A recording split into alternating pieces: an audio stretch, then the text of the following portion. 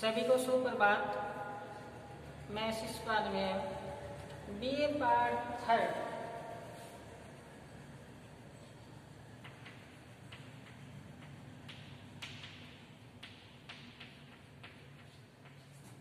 हिंदी साहित्य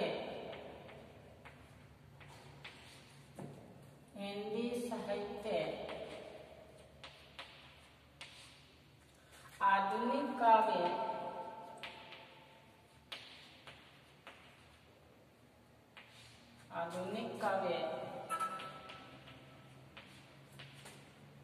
हम पढ़ रहे हैं संभोग।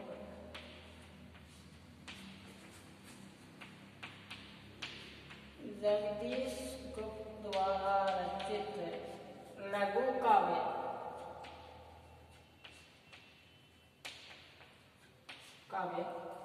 लघु काव्य हम पढ़ रहे हैं। हमने संभोग में जगदीश गुप्त द्वारा रचित, जिसमें हमने चर्चा की, इसमें सर्ग है रात दरबार, पुष्पकयान, वन देवता। एक बार आप नोट करें, जैसे अनुक्रम में रात दरबार,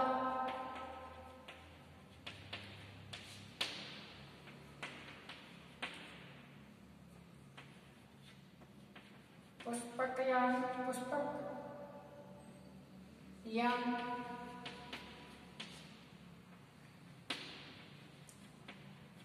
वन देवता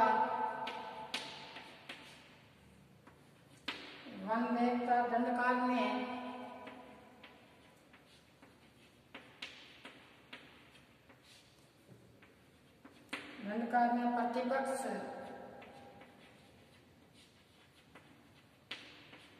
प्रतिपक्ष छीन शेष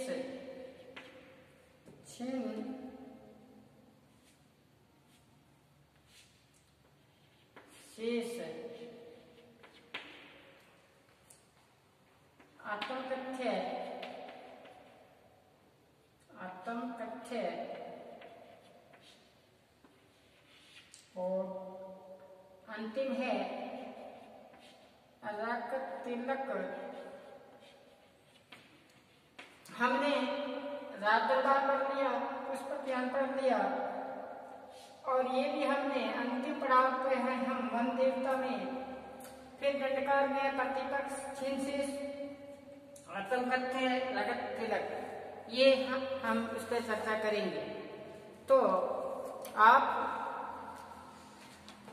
संभोग जैसे शुरू किया था हमने, तो आप इसमें जो वीडियो है उसमें बीच में आप इसको मिस नहीं करें, तो आपके समझ में अच्छी भली भांति आएगा। तो चलिए आज हम वन देवता में कल जैसे बताया कि जैसे ही राम पुष्पकयान से नीचे उतरे हैं, तो पद की जो चाट है वो सुनाई दी, लेकिन अभी तक श्री राम ने अपने मुख से कोई शब्द का उच्चारण नहीं किया है। धरती का संताप तो मिट चुका है। अब आगे क्या बताया, जब हुई अनुकूलता आगत अतिथि की ज्ञात, कह उठे वन देवता अपने हृदय की बात। जैसे ही पता चला वन देवता को श्री राम आए हैं, तो अतिथि सत्कार करने के लिए हृदय की बात कही। अपने हृदय में जो विचार आए वन देवता के, वो बात कही, वो ही बात कल चल रही थी। क्या कहा था वन देवता ने, यहाँ 14 वर्ष तक तुमने किया वनवास, यहाँ 14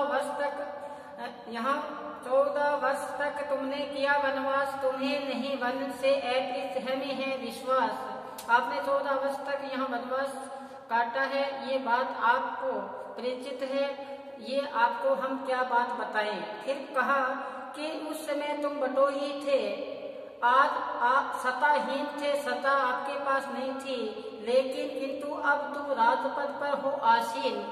आज आप राजपद है, जो आप क्या हो, राजा हो, इस पद पर क्या है आ चुके हो आसीन।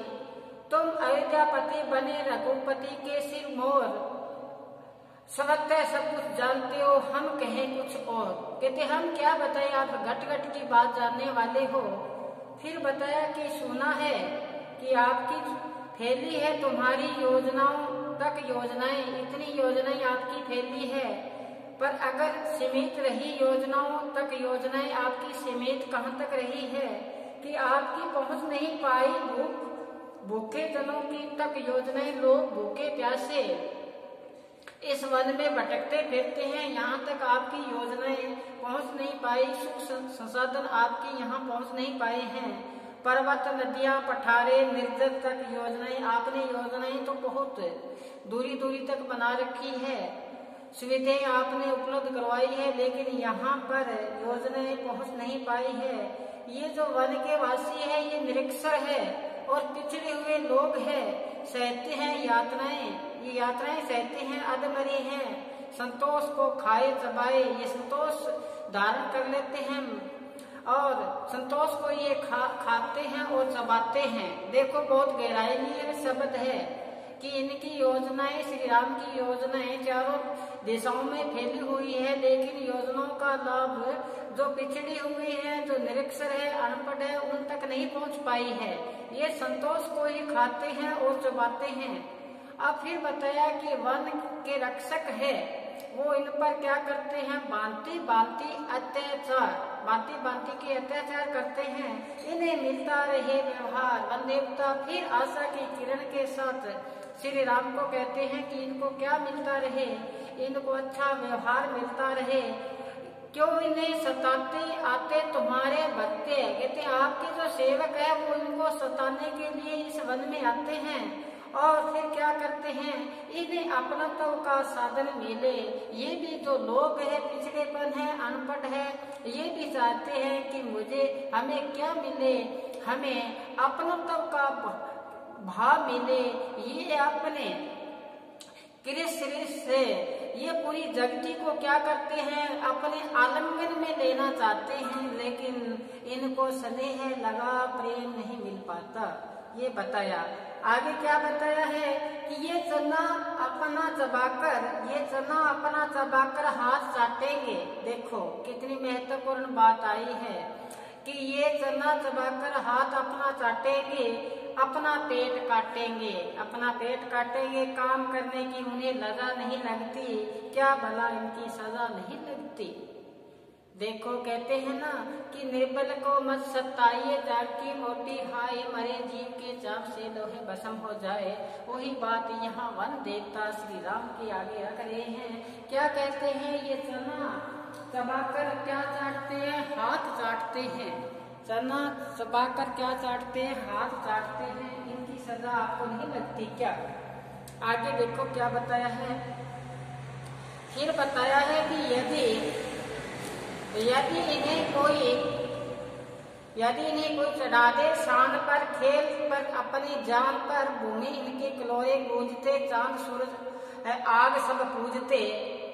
बहुत महत्वपूर्ण बात है, ध्यान से सुनना कि यदि इन्हें कोई चढ़ा दे शान पर, खेल जाए तुरंत अपनी जान पर, भूमि पर इन्हें किलोरे पूजते, चांद सूरज आग सबको पूजते, और अग्नि को ही प्राप्त सारी सिद्धि है। अग्नि से ही प्राप्त सारी क्या है, सिद्धि है। अग्नि से व्याप्त इनकी रिद्धि है। क्या जलाती है इन्हें दावाग्नि, या जलाती है इन्हें जठाग्नि। तो कवि इसमें बताया है, कवि कुंभ जी बताते हैं कि वन देवता वन प्रदेश में आसपास रहने वाले भूखे, अधमरे, अनपढ़ लोगों को आजीविकता और उनकी समस्या प्रवृत्तियां बताकर या कुशियार नहीं रह सकता। इसी तरह में लोगों के बारे में बताते हुए कवि ने कहा कि इन्हें कोई बताया है कि किसी बात पर इन्हें चढ़ा दिया जाए तो तुरंत अपनी जान पर खेल जाते हैं ये लोग। वनपाल के ये जो यहाँ भूखमरे अनपढ़ जो ये लोग हैं, ये इनके बारे में बताया है कि किसी बात की परवाह किए बिना साहसी हिम्मती लोग आपके आदेश के लिए सब कुछ करने के लिए तैयार है ये लोग।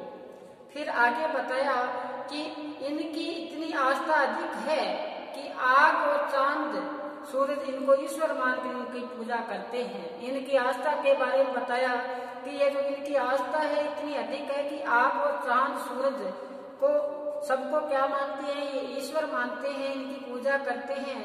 अग्नि को ही अपना सुख शांति सभी अग्नि से ही समाहित है।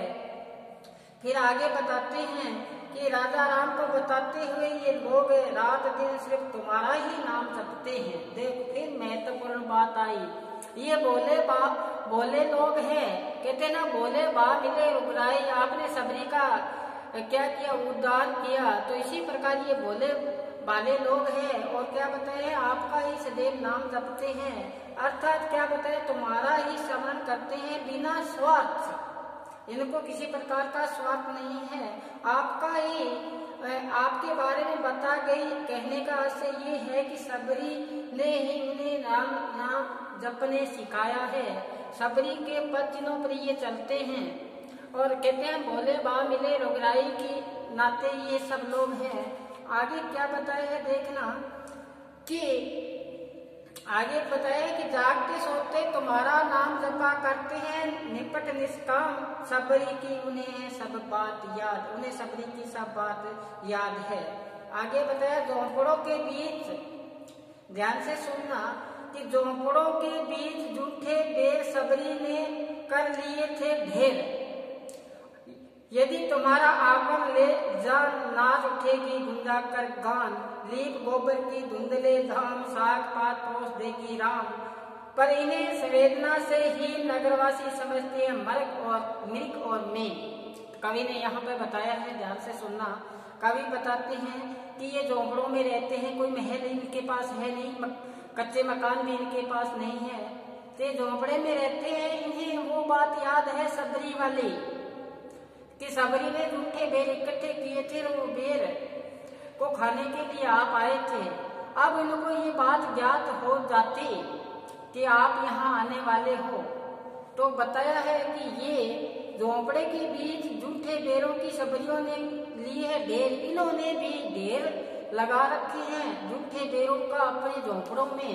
और आगे बताया है कि यदि तुम्हारे आगमन ले जान उठेगी गुंजा कर गान, अगर इनको पता चल जाए कि आप यहाँ आए हो, तो ये जो लोग हैं निरक्षर अनपढ़ जो लोग हैं, ये इनमें क्या आ जाएगी, इतनी ऊर्जा समाहित हो जाएगी कि ये नाच उठेंगे आपके स्वागत के लिए।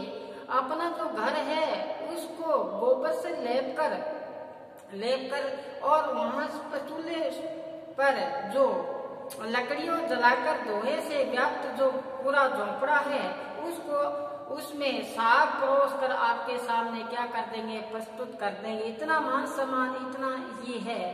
तो आगे बताया है नगरवासी समझते हैं इन्हें मृग मेन। फिर भी नगरवासी हैं वो इनको क्या जानवरों की भांति समझते हैं। ये जो अनपढ़ है, ये गरीब तल के जो लोग हैं, इनको क्या समझते हैं, अनपढ़ समझते हैं, क्योंकि ये पिछड़े हुए लोग हैं। मृग मेन ये इनको हिरण और क्या बताए हैं, मछली की भांति लोग समझते हैं, जानवर की भांति समझते हैं।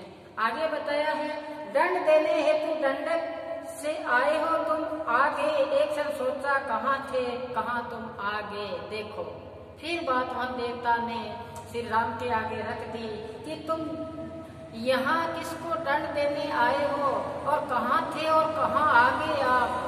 आगे बताया कि तुम यहाँ उतरे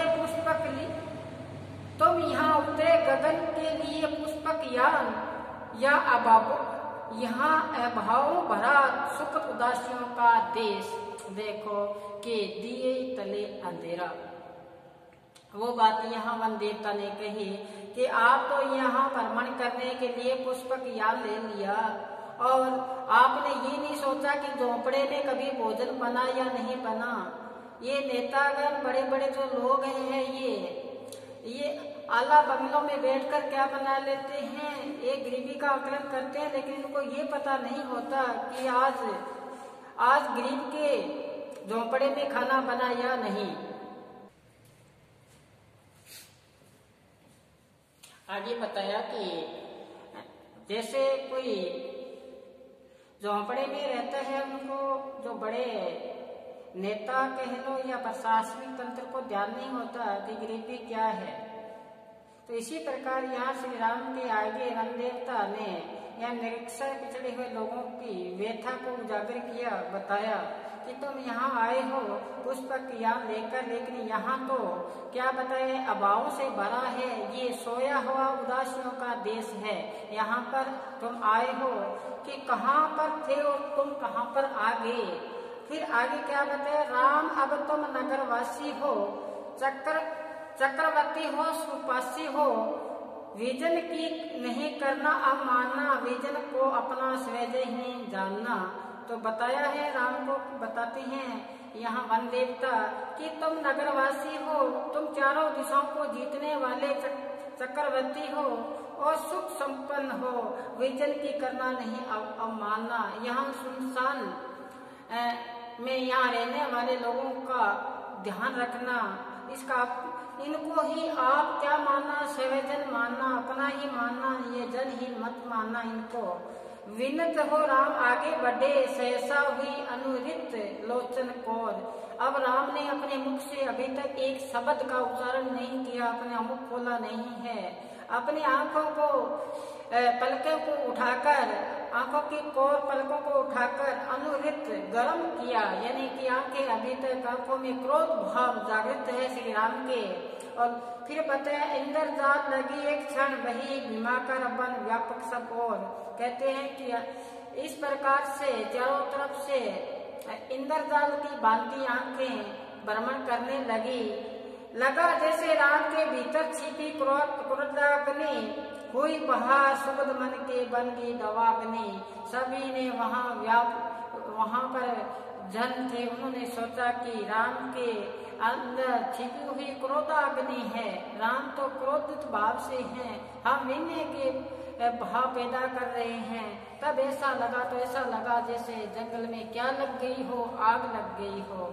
आगे क्या बताया है, आगे देखो कि आग आगे आगे पीछे, आग ऊपर आग नीचे, सब अंधाधुंध छाई, हर दिशा में आग, घिर आए जीव उसके कोल पाया भाग। जैसे राम ने अपने लोचन को खोला, आंखों को खोला, तो कहते हैं कि रामचंद्र जी के अंदर अग्नि व्यापक थी, उस अग्नि के आगे पीछे ऊपर नीचे।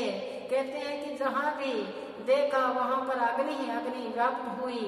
और बताए हैं कि तरु शिखर फूल जैसे खिल रहे थे, अंगार जैसे राम के स्वागत करने के लिए फूल खिले हुए थे, वो फूल अब क्या लगने शुरू हो गया, जैसा अंगार हो, क्या हो, अंगार हो। मांगते थे जंतु पानी, मिल रहे थे अंगार। हर तरह त्राही मच गई जैसे राम का वहां प्रवेश होता है, क्योंकि क्रोध ही का भाव ऐसा होता है कि सारे जीव जंतु पानी के लिए त्राही मची हुई थी, मांगते पानी थे, लेकिन मिल क्या रही थी, अग्नि मिल रही थी, क्योंकि ये अग्नि कहाँ से व्याप्त हुई है, श्री राम से। आगे क्या बताए, खोलने को आ गया स्नेह निर्जर को नीर, खड़ी चारों घेरे आकी प्राचीर, लगा मन में लपट सी क्रमवत्ता को देख, एक पग राम के ही दबी लक्ष्मण रेख। राम के पैरों के नीचे इस प्रकार से लक्ष्मण रेखा दबी हुई थी, जहाँ भी ये प्रवेश करते वहाँ चारों तरफ से अग्नि क्या होती, व्याप्त होती। अब आगे क्या बताया, ठहराते थे साल संकेत, कांपते थे नेत्र, खुल गए जो रुद्र के जो हद सत नेत्र। और आगे बताया है कि भूमि से आकाश तक छाया धुआं, घन घोर बिजलियां सी टपकती, लपटे कराल कठोर, इंद्र की एक क्षण ऐसा हुआ अनुमान, रच रहे हैं लंका देर आकर हनुमान। अब वहां वन में आए हुए श्री राम को कि मान लो वहां बताया है, क्या बताते हैं कि आकाश में ऐसा लगा कि चारों तरफ से धुआं ही धुआं व्याप्त हो गया है, बिजलियां लपटती हुई ऐसा क्रोल कठोर लग रही है, ऐसा लगा जैसे इंद्रजाल हो, ऐसा लगा जैसे हनुमान जी ने लंका का दहन किया हो, ऐसा लगा। सब क्या बताया, सब जगह फैली चिरायत, रुक गई सांस। वहाँ का वातावरण के बारे में बताया है कि वहाँ वातावरण ऐसा हुआ कि चारों तरफ से ऐसी गंध फैली है जैसे चमड़े जलने की हो या चर्बी या बाल जलने की सी, और सांस सभी की रुक गई है, लगे उठने दांत सभी को खांसी होने लगी है। तो ये बात यहाँ अवगत करवाई कि रामचंद्र जी वहां पर उपस्थित हुए।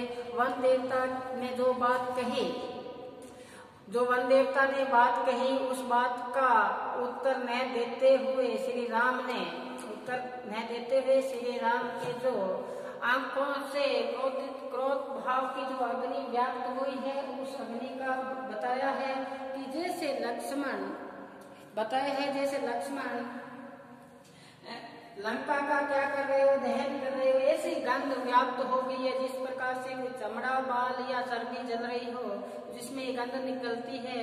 इस प्रकार से वातावरण वहाँ उपस्थित हुआ तो जैसे सभी को ऐसा लगा खांसी व्याप्त हो गई हो। तो ऐसा वातावरण जैसे राम के अंदर से ये क्रोध भाव का भाव व्यक्त हुआ है। देखो कि थोड़ा सी खुशी की बात आती है, चेहरा खिल उठता है, आंखें नरते शुरू कर देती है। इसी प्रकार क्रोध का भाव आता है तो आंखों में क्या आता है, क्रोध की अग्नि बढ़ती है, कहते हैं आंख लाल होना। तो यही भाव यहाँ बताया है श्री राम की जो मनोदशा का भाव व्यक्त हुआ है। आज बस इतना ही पढ़ेंगे, कल फिर हम इसके बारे में आगे चर्चा करेंगे। अब वन देवता को कल हम वीडियो में कंप्लीट करने का प्रयास करेंगे, इसके बाद में हम दंड कार्य करेंगे। आप साथ साथ में जुड़े रहें, एक ही वीडियो, इसमें आप बीच में न छोड़ें, अपना तारतम्य बना रहेगा जिससे अपने संपूर्ण जो ये शंभू का समझ में आ जाएगा। देखो कि ये वीडियो के माध्यम से करवाया जा रहा है तो बोर्ड पे या श्याम पट पे अंकित करना आसान कार्य नहीं है, इसलिए शुरुआती दौर में हमने प्रयास किया था। फिर भी हमने जहाँ जहाँ जो आपके समझ से जो बाहर हो उसको समझाने का यहाँ चेष्टा करेंगे। आप साथ साथ में ये शंभू का ये पास में रखा करो जिससे आपको आसानी से समझ में आ जाएगा। आज बस इतना ही, कर पर रहें, सुरक्षित रहें, पढ़ते रहें। धन्यवाद।